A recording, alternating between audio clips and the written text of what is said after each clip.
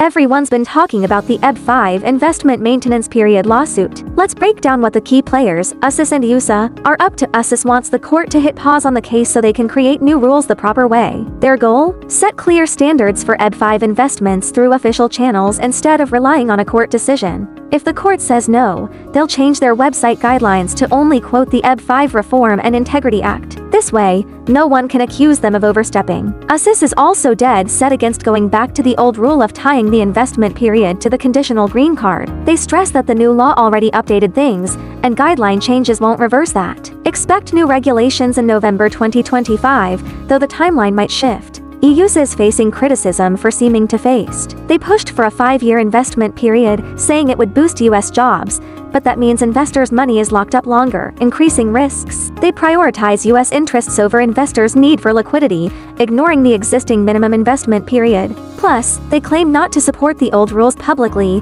yet they're suing to scrap USIS's new ones, which could bring the old rules back. It's no wonder people think they're protecting regional centers' interests. With no verdict yet, this lawsuit will shape future EB5 investment policies. Stay tuned.